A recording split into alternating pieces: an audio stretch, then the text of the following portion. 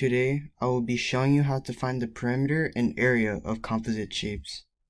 Before we start, we first have to identify what a composite shape is. A composite shape is a combination of more basic shapes or polygons. Starting off with figure 1, we know that the shape is comprised of a rectangle and a semicircle. We could start off by solving each shape separately. So, we are going to solve for the rectangle first. We could start by finding the area of the rectangle. We do this by timesing the width times its height to find the area. So we get 96. So 96 squared centimeters. Now we identify the area of the semicircle. We already have the diameter, so all we do now is divide 12 by 2 to get the radius, which is 6. Once we get our radius, we plug it into the formula to find the area of a circle.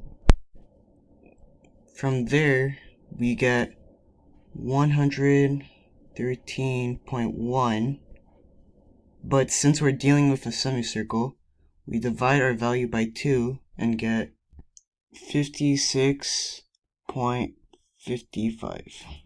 Then combine our values to get 152.55, which is our total area. And we can't forget our unit of measurement. Now we just determined the perimeter. So we have 8 on this side, another 8, and 12. And now we have to find the perimeter or arch of the circle. To find the circumference, we have to use the formula C equals 2 pi r. But since we are dealing with a semicircle, we divide it by 2 and we cancel out the 2's. We substitute 6 for r, and from there we get circumference equals 18, and we're gonna round to the nearest tenth, 0.8. Once we have our lengths, we get a combined total of 46.8 centimeters as our perimeter.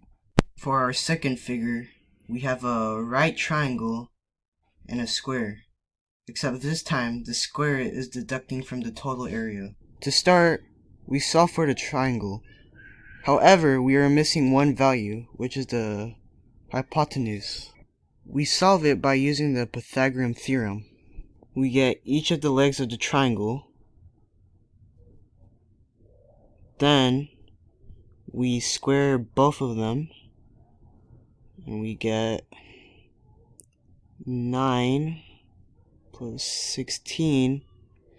Then, after we find the sum, which is 25, we square root 25 and square root c squared to get 5 equals c for our missing value.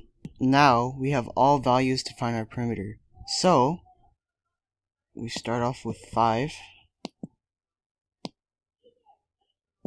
then 4 for this leg,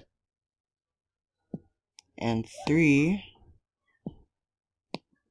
for our other leg, and we get a combined total of 12 centimeters. Now we find the area. So we start off with the triangle. So base times height times 1/2, and we get 6 for the area of the triangle. Now we have to find the area of the square or rectangle. 1 times 2 is 2, so we get 2 squared centimeters. But because this portion of the triangle is being removed, we subtract 2 squared from 6 squared, and we get 4 squared centimeters as our area. This is Matthew Manuel, and this is the end of my presentation.